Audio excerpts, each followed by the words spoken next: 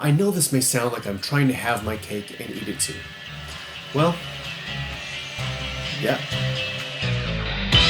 Bond. James Bond.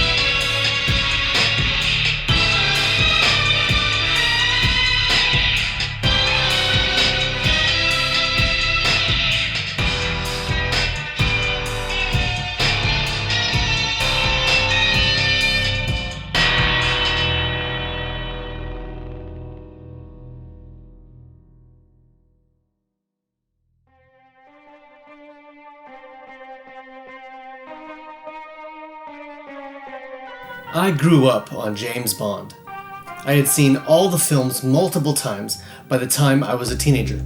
Sean Connery was my parents' James Bond, so naturally he became mine, but I was never that particular, and I loved Moore and Dalton and even Lazenby. And then Pierce Brosnan's James Bond smashed into my world.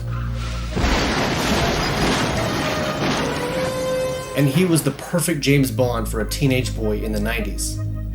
I loved how charming and cool Bond was, how capable, clever, cultured, and of course, confident. And now we know what C stands for. Bond was the ideal man, and the films, especially I think the Connery films, presented him as such.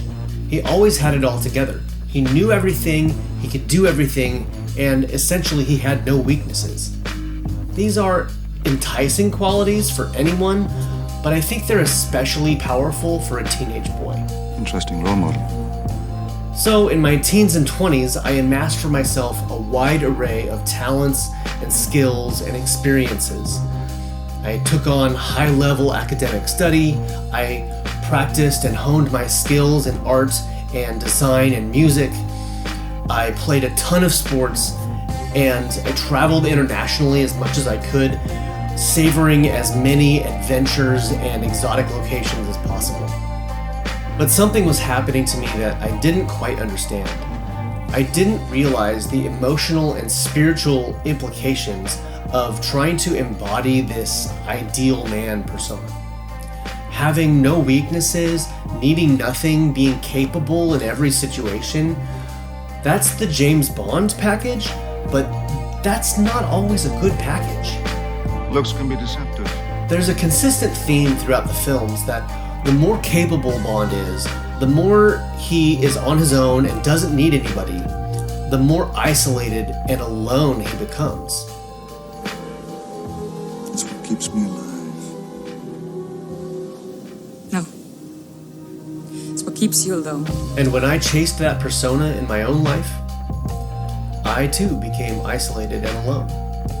If I ever felt like I had the slightest bit of incompetence in a situation or doubt in my abilities, I had no choice but to bottle that up. To admit my weakness or my need would break the image that I had so carefully crafted. So I became very emotionally isolated. And this led me down a path to addiction.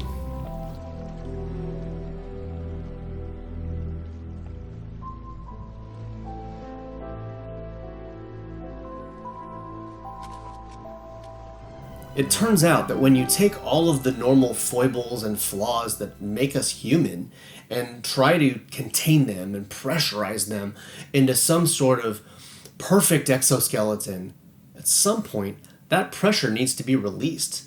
And if you're already isolated and alone, it's very likely that it'll be released explosively into some destructive habits. And that was the case with me. When the man that I wanted to be left me stranded in the wake of my own choices, I found myself very alone and broken and in need of healing and help. So I opened myself up to counseling and therapy, and I began a journey of recovery that I'm still on. And along the way, I thought I might have to give up my love for James Bond. If Bond reinforced the fake image that I was trying to portray to the world, was it really healthy for me to hold on to it? Maybe. Now, don't get me wrong, I don't think that the character of James Bond is the main reason, or even one of the main reasons, that I found myself broken and addicted and in need of therapy. I did that to myself because of the choices that I had made in response to a variety of circumstances and influences that I had throughout my life. But I do think that wanting to be like James Bond created a persona that played a part in my downward spiral. And in the depth of my recovery, I thought I might have to give up James Bond altogether in order to find the healing and the growth that I needed personally. But I couldn't. And not just because I was stubbornly clinging to a film franchise that I loved. Hang on, James.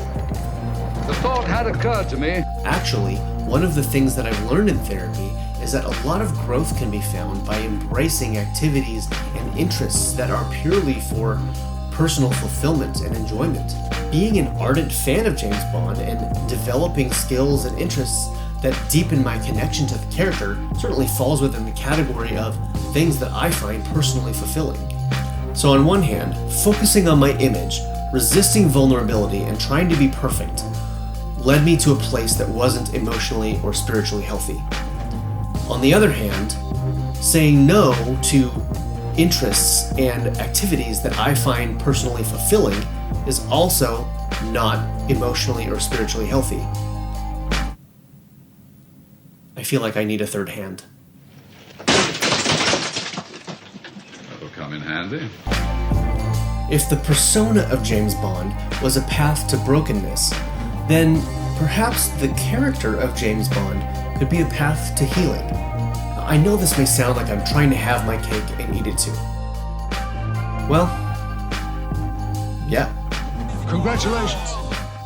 As a man trying to grow into a more full, healthy self, therapy has helped me to realize that I could do so by shedding the mystique of perfection and instead focusing on the actual characteristics that make James Bond the man he is. Flawed though he may be, I find that James Bond's strength of moral resolve far outweighs these empty surface level traits that I tried to mimic. James Bond is not the ideal man, but he is a good man. And I find that there's still a lot to celebrate about him, and a lot to learn from his example. Discipline, 007. Discipline. So rather than relinquishing Bond, I've doubled down on building the qualities of James Bond. But my past struggles remind me that I can't be careless. My experience has taught me that when one is careless or cavalier about their internal life and just trying to put on these external traits, charm without respect becomes sleazy. Being cool without having compassion will make you standoffish. Capability without humility leads to stubbornness. Cleverness without discretion, kind of scornful. Being cultured without being accepting is just being a snob. And confidence without self-awareness is just unearned superiority or arrogance. Arrogance and self-awareness seldom go hand in hand. So you want me to be half monk, half hitman? Yes, Mr. Bond. That's exactly right. Correct again, Mr. Bond. What a quick study you are. So remember, if you want to have C, don't be an S. Gosh, that's terrible. Have some class, don't be an A. That's not funny, 007. This journey I've been on is one of self-examination and introspection. I had been blinded by the bright allure of perfection and stumbled headlong into the dark abyss of emotional isolation and addiction. I needed to recognize my own inadequacy, my own failures. I needed to learn to ask for help. In fact, the biggest growth in my life has come from opening up about my failures. What a blow it must have been. You having a failure.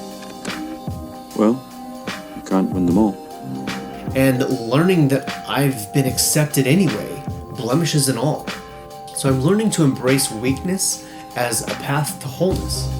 The healing power of acceptance is only available when weakness or imperfection is on display. And it actually takes a fair amount of courage to step into that spotlight. At first, in recovery, I thought I might have to abandon this character in this film franchise that had been so beloved and so influential in my life. And it's true that that influence has led to some negative effects, but to abandon it altogether would be to discard the positive as well. By learning to be a little more honest with myself, I'm finding that I can continue to seek after the characteristics of James Bond, to learn how to find some balance in my life and continue to grow as a good man while still staying a bit of a badass. To be a man that understands his own flaws and weaknesses and humbly seeks to master them so that he can push beyond them. To have compassion but also fortitude. A soft heart but a strong stomach. To be a man of introspection and a man of action. To be half monk, half hitman.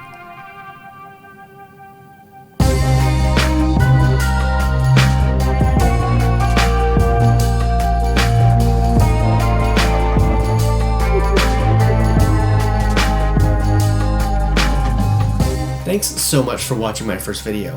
If you've made it to the end, you're probably a James Bond fan, and you've probably been influenced by these films and this character throughout your life. I'd love to read about that in the comments, so please drop me a comment, let me know how has Bond shaped you. Drop a like on my video, share it with somebody you know who's a Bond fan, and subscribe to my channel. I'm really looking forward to making more of these, sharing a perspective that I think hopefully is a little bit different, a little bit more interesting from some of the other Bond content that you might see out there. And I want to keep sharing that with people and hopefully helping to put a positive spin on character development as it pertains to these movies and the way that I see them. So again, thanks for watching and au revoir. I have the oddest feeling we'll be seeing one another again sometime.